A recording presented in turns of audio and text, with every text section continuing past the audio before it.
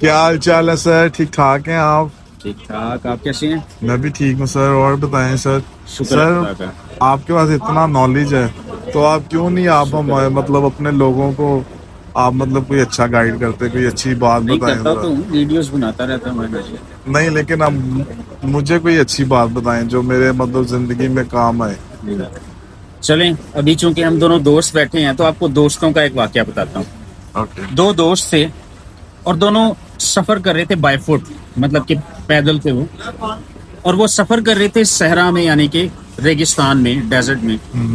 اور ہوا یہ کہ سفر کرتے دوران ان کو بڑی شدید پیاس لگی، دور دور تک پانی نہیں تھا نظر آ رہا، اور اس کی وجہ سے وہ فرسٹریٹ ہو گیا. آپ کو پتا ہے جب سفر کے دوران حالات خراب ہوتے ہیں تو اس وقت موڈ بھی خراب ہو جاتا ہے پھر، اور اس موڈ کی خرابی کی وجہ سے پھر انہوں نے، ان کے درمیان جو ہے انبن ہوئی، آپس میں ان کی تو میں ہو گئی، اور ایک جو دوست تھا اس نے دوسرے کو تماچا رسید کر دیا، یعنی کہ تھپڑ مار دیا.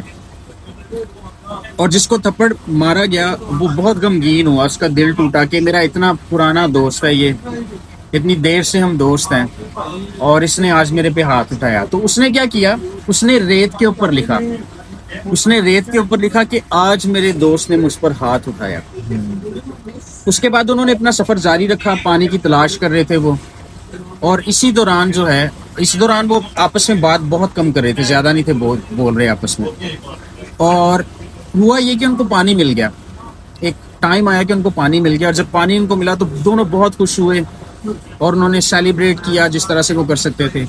اور پھر جو دوست تھا جس کو تھپڑ مارا گیا تھا، وہ اس طرح پانی جب سیلیبریٹ کر رہے تھے تو ہوا یہ کہ جس دوست نے بلکہ تھپڑ مارا تھا وہ دوسرے دوست کے پاس آیا جس کو اس نے تھپڑ مارا تھا، اور اس نے آ کر کہا کہ یار مجھے معاف کر دے، میں نے تیرے ساتھ غلط کیا، مجھے تجھ پہ ہاتھ نہیں تھا اٹھانا چاہیے، ہم بچپن کے دوست ہیں، ہماری اتنی اچھی یاری ہے. اور اس نے آگے سے کہا کوئی بات نہیں یار، تو نے اپنی غلطی مان لی ہے اور تو اس پہ شرمندہ ہے اور تو نے معافی بھی مانگ لی ہے، میرے لیے سب سے بڑی بات ہے یہ. اور پھر اس نے کیا کیا، پھر اس نے کیا کیا کہ وہاں پر ایک پتھر موجود تھا، بڑا سارا پتھر، تو اس نے اس پتھر کے اوپر لکھا کہ آج میرے دوست نے مجھ سے معافی مانگی. اور اس کے دوست نے پھر سے پوچھا یار مجھے سمجھ نہیں آئی تیری، جب میں نے تجھے تھپڑ مارا تو اس وقت تو نے ریت پر لکھا کہ میرے دوست نے مجھے تھپڑ مارا، اب جب میں نے تجھے آج میں نے جب تجھ سے معافی مانگی ہے تو وہ تو نے پتھر پر لکھ دیا.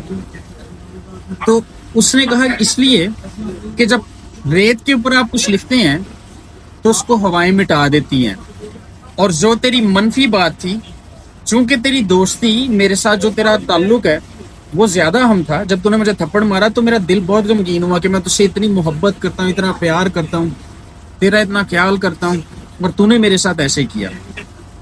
لیکن چونکہ تو مجھے عزیز ہے، میرے دل کے قریب ہے، اس لیے میں نے وہ ریت پر بات لکھی تاکہ تیری منفی بات جو ہے اس کو ہوائیں مٹا دیں.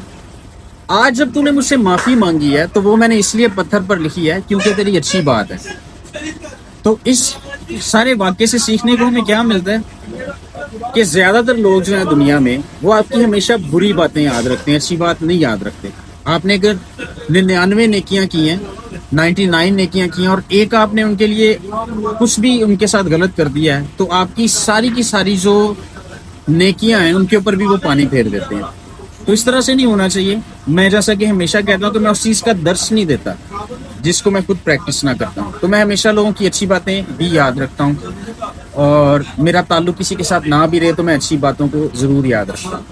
تو میں اچھی باتیں یاد رکھنی چاہیے، اچھی باتوں کو اپنے دل کی تختیوں پر لکھ لیا کریں لوگوں کی. جہاں پر آپ کے تعلقات اچھے ہیں، آپ کی دوستیاں، آپ کے رشتے اچھے ہیں، ان رشتوں کو بچانے کا اور ان کو دیر پا رکھنے کا زندگی میں یہی ایک طریقہ ہے کہ آپ جو اچھی باتیں ہیں ان کو پتھر پر لکھیں اور جو بری باتیں ہوتی ہیں ان کو ریت پر لکھیں. تو امید ہے کہ آپ نے اس کہانی سے کچھ سیکھا ہوگا. زبردست. تھینک یو سر، بہت شکریہ آپ کا. Thank you.